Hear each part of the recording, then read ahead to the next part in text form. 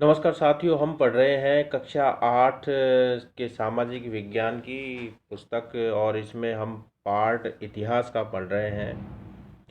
देखिए, ये जो सामाजिक विज्ञान जो है एसएसटी जो है, ये आपके सत्र 2020-21 यानी इस वर्तमान सत्र में जो नई पुस्तक लागू की गई है उस पर आधारित है। और ये जो नई किताब है ये एनसीईआरटी पैटर्न पर आधारित है। आप यदि राजस्थान माध्यमिक शिक्षा बोर्ड की सामाजिक की पुस्तक पढ़ रहे हैं तो आपको एनसीईआरटी यानी केंद्रीय माध्यमिक शिक्षा बोर्ड की पुस्तक पढ़ने की कोई आवश्यकता नहीं है। आप इससे किसी भी एग्ज़ाम की जो सामान्य ज्ञान की जो तैयारी है वो पार्ट कंप्लीट हो जाएगा। विशेष रूप से कोई सा भी एग्ज़ाम हो, चाहे वो रिट का हो, चाहे वो टेट का हो या अन्य कोई सिविल सर्विस के कोई एग्ज़ाम हो, सभी के लिए ये उपयोगी है। विशेष रूप से टेट में लेवल 2 सामाजिक विज्ञान उसके लिए तो बहुत महत्वपूर्ण चीज़ है, क्योंकि एग्ज़ाम में आपको इन्हीं चीज़ों का बेस ध्यान में रखते हुए तैयारी करनी है। हम वीडियो में शुरू करें पढ़ने से पहले उससे एक चीज़ हम ये देख लेते हैं कि हमने पिछले वीडियो में क्वेश्चन पूछा था। और क्वेश्चन हमारा ये था कि ईस्ट इंडिया कंपनी की स्थापना कब हुई थी। और ईस्ट इंडिया कंपनी की जो स्थापना है वो सन 1600 ईस्वी में हुई थी। और इसकी स्थापना जो है वो इंग्लैंड में हुई थी। और दूसरा हमारा जो प्रश्न ये था कि किस गवर्नर जनरल पर महाअभियोग चला। देखिए, महाअभियोग का तात्पर्य ये होता है कि आपने जो भी कार्य किया है, आपके उन कार्यों को गलत साबित करते हुए सरकार के द्वारा या उस संसद के द्वारा आप पर एक मुकदमा चलाया जाता है कि जो आपने निर्णय लिए वो जानबूझकर आपने गलत निर्णय लिए, और उसी के आधार पर आपको उस पद से हटा दिया जाता है। इसका राइट आंसर है वारेन हेस्टिंग्स। आइए अब हम शुरुआत करते हैं चैप्टर 3 ग्रामीण क्षेत्र पर शासन चलाना। देखिए, ग्रामीण क्षेत्र पर शासन चलाना से तात्पर्य ये है कि जब अंग्रेजों ने 1857 में जब प्लासी का युद्ध जीता, 1800 सॉरी माफ़ कीजिए 1757 में, और उसके बाद इन्होंने 1764 में बक्सर का युद्ध जीता। ये दो महत्वपूर्ण जो युद्ध थे, इन युद्धों के बाद भारत के पूर्वी क्षेत्र पर यानी बंगाल वाले क्षेत्र पर अधिकार हो गया, और यथासंभव उन्होंने जो मुगल सम्राट था उसको भी कंट्रोल में कर लिया। तो इसमें ये हम पढ़ेंगे कि उसके बाद जैसे अंग्रेज़ों के हाथ में जब शासन आया तो उन्होंने क्या क्या व्यवस्थाएं शुरू करी ग्रामीण क्षेत्र में। देखिए, 12 अगस्त 1765 को मुगल बादशाह ने ईस्ट इंडिया कंपनी को बंगाल का दीवान नियुक्त कर दिया, क्योंकि मीर कासिम और मीर जाफर के बाद इनको यूँ लगने लगा कि हम कठपुतली तो स्थापित तो कर देते हैं, लेकिन वो जो नवाब हैं कुछ समय बाद अपने आप को स्वतंत्र मानते हुए और पूर्ण रूप से अंग्रेज़ों के पक्ष में नहीं रहते हैं। तो इसलिए कंपनी ने सोचा कि हम बंगाल नियुक्त न करके हम खुद ही दीवान बनेंगे। तो उसी का फरमान जारी किया था मुगल सम्राट ने 12 अगस्त 1765 को। और 1865 से पहले कंपनी ब्रिटेन से सोने और चांदी का आयात करती थी। यानी कंपनी क्या करती, जब यहाँ से माल खरीदती थी तो वो क्या करती थी कि अपने देश से सोना और चांदी मंगवाती थी, क्योंकि सोना और चांदी ऐसी चीज़ है कि ऐसी धातु जिसकी जो मूल्य है जो सभी देशों में पूरी दुनिया में मान्य है, ये ऐसी धातु है। और आज के समय में भी सोने चांदी बहुत महत्वपूर्ण चीज़ है। आपकी मुद्रा किसी देश की फेल हो सकती है, लेकिन सोने चांदी फेल नहीं हो सकते। तो उसी के बेस पे तो वो इंग्लैंड लोग लंदन से सोने और चांदी को मंगवाते थे। ठीक है, उसके बाद देखिए परिस्थितियां उल्टी कैसे होती हैं, और इनसे सामान खरीदती थी। बाद में बंगाल में इकट्ठे पैसे से ही निर्यात के लिए चीज़ें खरीदी जाने लगी। बंगाल में इकट्ठे पैसे से, यानी सोने चांदी पे इन्होंने रोक लगा दी। और उसके बाद उन्होंने क्या किया कि जो बंगाल में जो राजस्व इकट्ठा किया जाता है, यानी जो पैसा इकट्ठा किया जाता है, उसी से ही वस्तुएं वो निर्यात करने लगे। अंग्रेजी आर्थिक नीतियों से अर्थव्यवस्था चौपट हो गई। देखिए, हमने पढ़ा था कि अंग्रेजों ने इस प्रकार की आर्थिक नीतियां अपनाई जिससे वहाँ के बंगाल के जो छोटे मोटे कारखाने थे, जो सूती कपड़े और रेशम के लिए फेमस था, वो पूरी तरह बर्बाद हो गए, क्योंकि ऐसी नीतियां बनाई। उन्होंने क्या किया, यहाँ से कच्चा माल खरीदा, और कच्चा माल खरीद करके उन्होंने इंग्लैंड भेजा। ठीक है, और इंग्लैंड से माल तैयार करके यहाँ बेचने लगे। उन्होंने क्या क्या तरीका अपनाया कि यहाँ जो भारत के लोग जो सामान बनाते थे, जब वो बेचते थे, तो इस बेचे हुए माल पर अंग्रेज लोग बहुत भारी टैक्स लगा देते थे, और उससे क्या होता था, उस सामान की कीमत बढ़ जाती थी। ठीक है, जैसे मान लीजिए कोई वस्तु है, 5 रुपये में उसका उत्पादन होता है। ठीक है, व्यापारी लोग, भारत के व्यापारी लोग उसको 7 रुपये में बेचकर मुनाफा कमा रहे हैं, लेकिन वो क्या करते थे, 7 रुपये में भी 1 रुपया टैक्स दे देते थे अंग्रेज को। ठीक, लेकिन उन लोगों ने क्या किया कि इस पर टैक्स ही जब 5 रुपये लगा दिया, तो 5 रुपये उत्पादन खर्चा और 5 रुपये उन्होंने टैक्स लगाया, 10 रुपये और कुछ वो भी तो कमाएंगे ना व्यापारी लोग, तो वो 11 या 12 रुपये में वो उस वस्तु को बेचते थे। और जब ये इंग्लैंड से जब सामान मंगवाते थे, उस पर कोई टैक्स नहीं लगता था। ठीक है, और चूंकि वो मशीनों से बनता था, क्योंकि औद्योगिक क्रांति हो चुकी थी, तो वो वहाँ भारत में वही चीज़ ये क्या करते थे कि 7 या 8 रुपये में बेचते थे। तो भारत जो उपभोक्ता है, वो 12 रुपये की चीज़ क्यों खरीदेगा, वो 8 रुपये की खरीदेगा ना। तो उससे क्या हुआ कि इन लोगों का, भारतीय लोगों का व्यापार पूरी तरह चौपट हो गया। और 1770 में पड़े अकाल ने बंगाल की 1/3 आबादी, यानी लगभग 1 करोड़ लोगों को मार दिया। यानी अकाल की वजह से 1 करोड़ लोग मारे गए। 1/3 यानी उस समय 3 करोड़ आबादी थी बंगाल की, जिसमें 1 करोड़ लोग मर गए। अब आप सोचिए कितनी बड़ी आबादी का नुकसान हुआ सिर्फ अकाल की वजह से, 1770 में जो अकाल पड़ा। खेती में सुधार की जरूरत। अब देखिए, जो राजस्व इकट्ठा किया जाता था सामान्यतः उस समय व्यापारियों से कर लिया जाता था।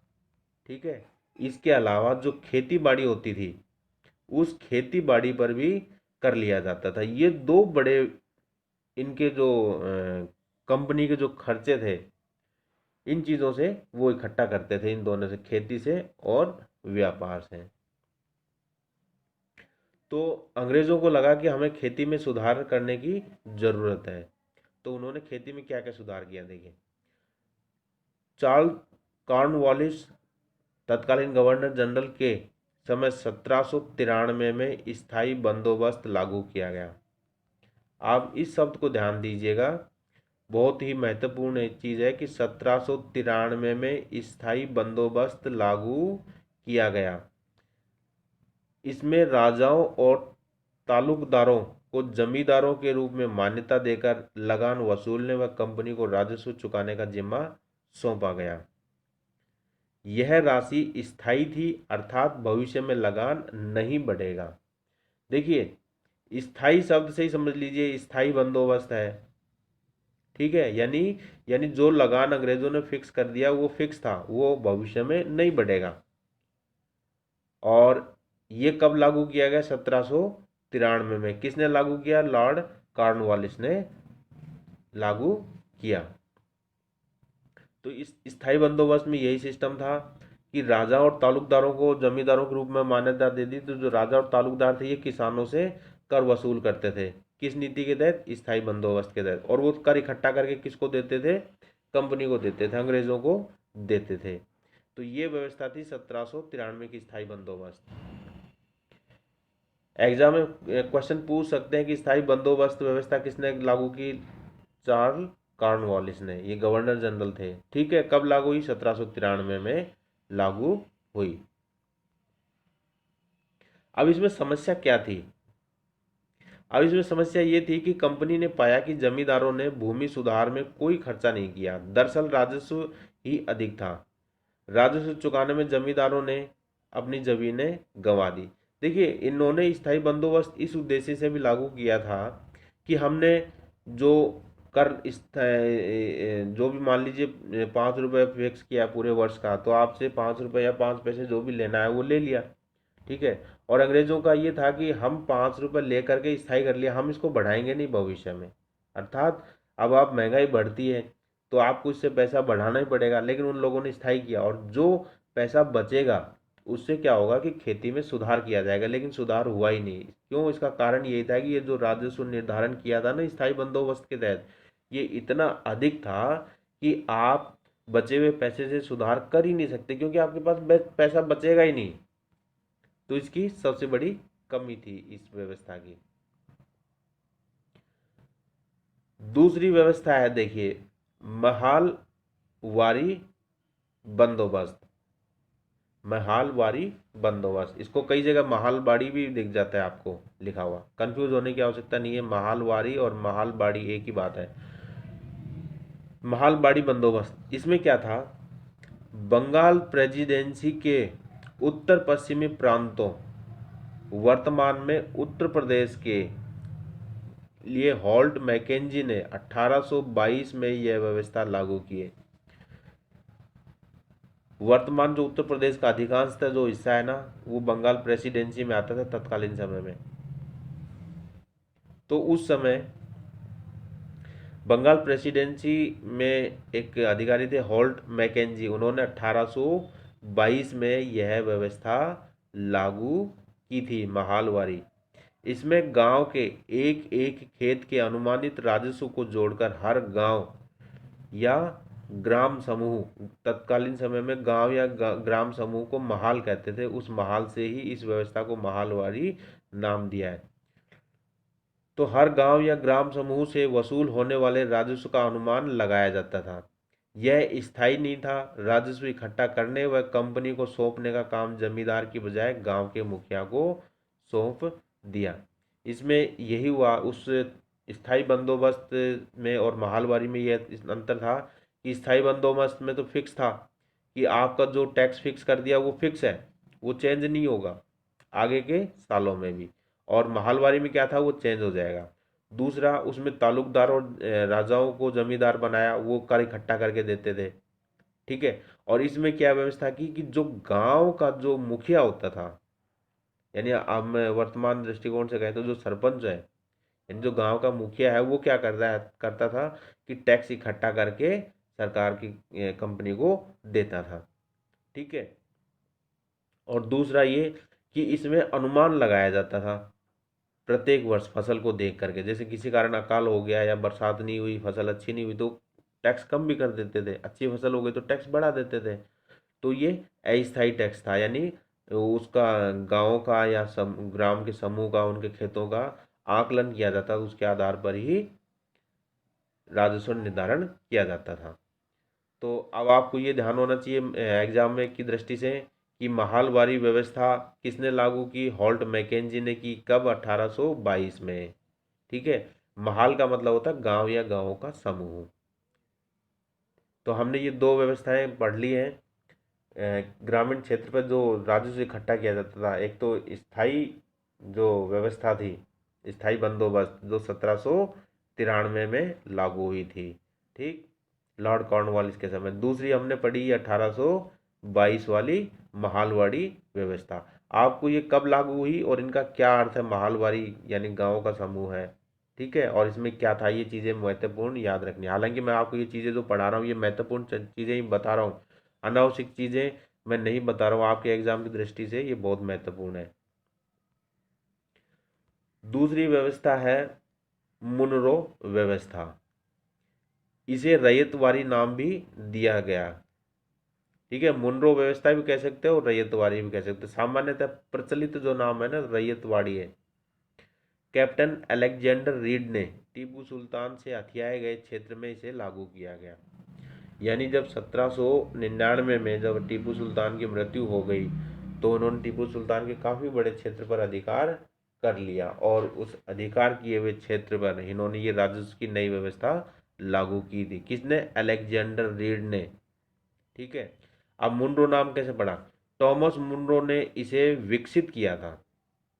यानी इस व्यवस्था के जो जन्मदाता जो थे वो कैप्टन अलेक्जेंडर रीड थे, लेकिन इस व्यवस्था को पूर्ण रूप से लागू करने और विकसित करने में टॉमस मुनरो का हाथ था, इसलिए इसको मुनरो व्यवस्था भी कहते हैं।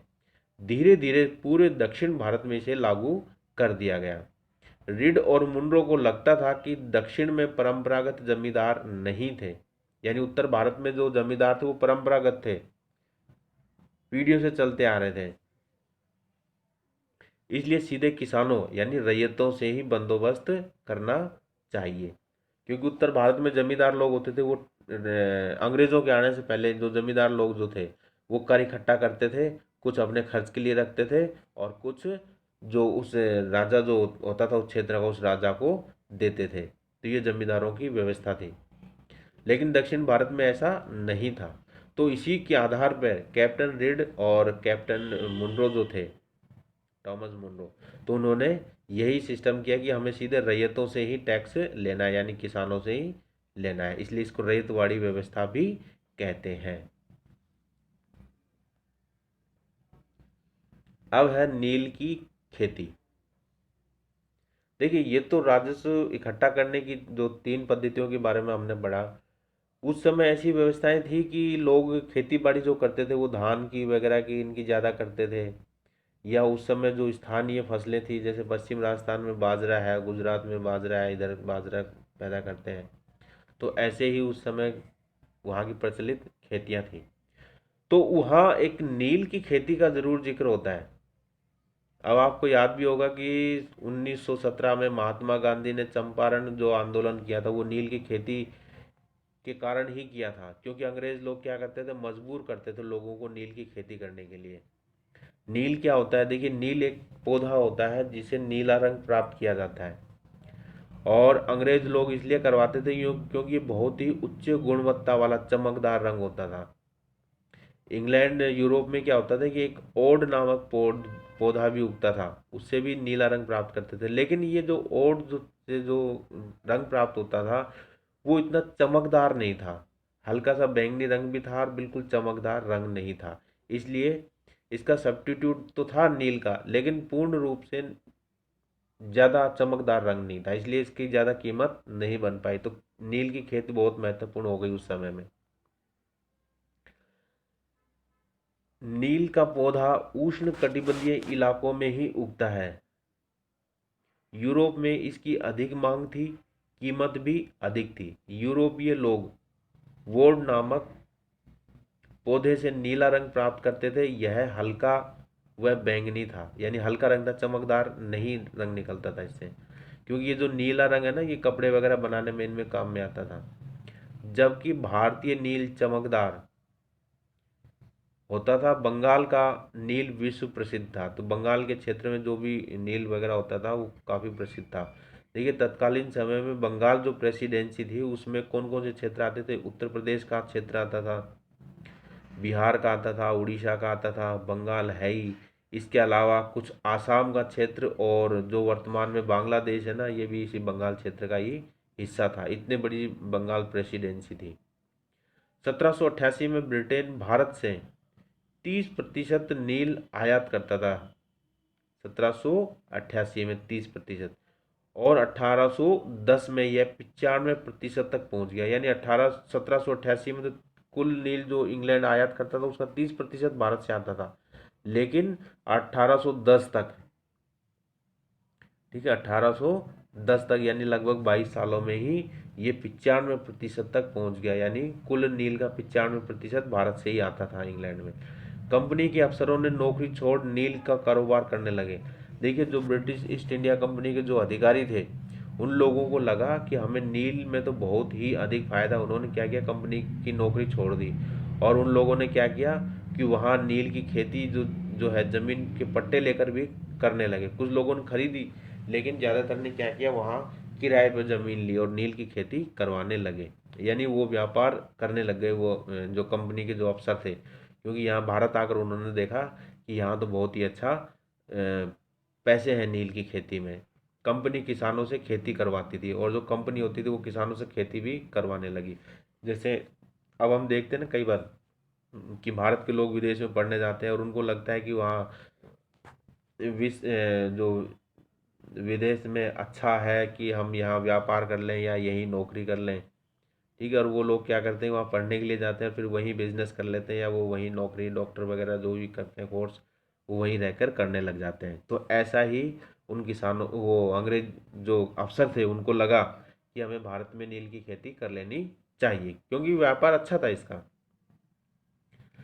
नील विद्रोह और उसके बाद देखिए, नील की जब खेती इतनी चल रही थी तो फिर नील का विद्रोह क्यों हुआ, उसका कारण देखिए। मार्च 1859 में बंगाल के रैयतों ने नील की खेती करने से इनकार कर दिया। ये किसान बागान मालिकों के खिलाफ हो गए। इन्हें जमींदारों का भी समर्थन मिला। 1859 में लेफ्टिनेंट गवर्नर ने इलाकों का दौरा किया। ठीक है, 1859 में लेफ्टिनेंट गवर्नर ने जब इलाकों का दौरा किया, क्यों किया? क्योंकि किसानों ने आंदोलन कर दिया कि हम नील की खेती नहीं करेंगे।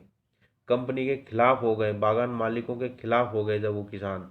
तो लेफ्टिनेंट गवर्नर ने जब दौरा किया तो किसानों के दिमाग में आया कि हमारी बातें कुछ मान ली गई। हालांकि ऐसा हुआ नहीं, लेकिन किसानों को लगा। मजिस्ट्रेट एस्ले ईडन ने नोटिस जारी कर कहा कि किसानों को नील खेती के लिए मजबूर नहीं किया जाए।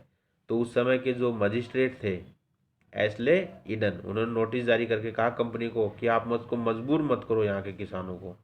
तो किसानों को लगा कि हम जीत गए हैं, लेकिन ऐसा कुछ नहीं था कि वो जीत गए हों। देखिए, नील की खेती क्यों नहीं करना चाहते थे किसान? इसका सबसे बड़ा कारण ये है कि नील का जो पौधा होता है वो, उसकी जो जड़ें होती है ना, वो जड़ें बिल्कुल गहराई में जाकर के नमी को ज़्यादा सोख लेती है। दूसरी बात कि जो ज़मीन की जो मिट्टी रहती है, उस मिट्टी की जो उर्वरकता है ना, उसको काफ़ी गहराई से सोख लेती है। इसलिए ये जो नील का पौधा जो होता है, कुछ वर्ष तक आप यदि खेती कर लेते हैं उस ज़मीन में, तो वो ज़मीन क्या होती है, वो बंजर हो जाती है। इसलिए किसान लोग इसके विरोध में थे। दूसरा, ये एक व्यापारिक फसल थी, तो उनके खाद्यान्न के लिए भी तो कुछ पैदा होना चाहिए ना। उसके लिए उनको समस्या आ रही थी किसानों को कि हमारे खाद्यान्न पैदा हो नहीं रहा, आप हमें मजबूर कर रहे हैं नील की खेती करने के लिए। और फिर आप कुछ समय बाद हम जब खेती करेंगे तो हमारी ज़मीन तो पूरी तरह बंजर हो जाएगी। तो इसलिए उन लोगों ने इसका विरोध किया। और इनको कोई खास फायदा भी नहीं होता था। फायदा किनको होता था? फायदा होता था जो अफसर लोग थे जिन्होंने बागान वगैरह लगा रखे थे। 1917 में महात्मा गांधी ने चंपारण के नील बागान मालिकों के खिलाफ आंदोलन भी किया। देखिए, जब गांधी जी भारत आए तो उनको कुछ समय बाद सूचना मिली कि बिहार क्षेत्र में एक चंपारण एक स्थान है ना। और उस चंपारण के कुछ किसान लोग महात्मा गांधी जी के पास आए और कहा कि हमारे यहाँ जो नील की खेती है वो हमसे मजबूर वश करवाते हैं, हम काफ़ी मना भी कर चुके हैं, उसके बावजूद भी हम पे अत्याचार किए जाते हैं और किसानों को कोई फायदा नहीं हो रहा है, ज़मीनें भी बंजर हो रही है।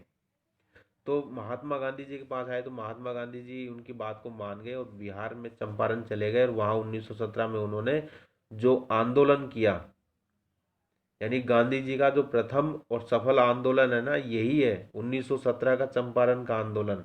एग्जाम में पूछ ले क्वेश्चन, महात्मा गांधी का प्रथम सफल आंदोलन कौन सा है? चंपारण आंदोलन है। ठीक है, तो उससे महात्मा गांधी जी को सबल मिला और उन किसानों की भी जीत हुई।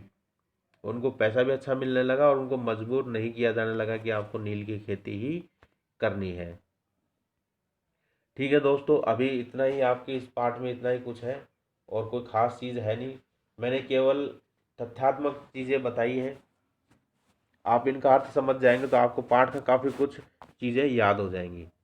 तो आज के इस वीडियो में मैं क्वेश्चन ये पूछ रहा हूँ कि महालवारी जो व्यवस्था है, महालवारी जो व्यवस्था है, ठीक है, ये महालवारी बंदोबस्त जो है राजस्व का, ये कब लागू किया गया? महालवारी बंदोबस्त व्यवस्था किस वर्ष में लागू की गई? और दूसरा क्वेश्चन ये है कि स्थायी बंदोबस्त व्यवस्था, स्थायी बंदोबस्त व्यवस्था कब लागू की गई, ये भी आपको वर्ष बताना है। तो आपको दोनों क्वेश्चनों में इनके जो लागू करने के वर्ष है, महालवारी किस वर्ष लागू की गई और स्थायी बंदोबस्त व्यवस्था किस वर्ष लागू की गई, ये चीज़ें आपको कमेंट्स बॉक्स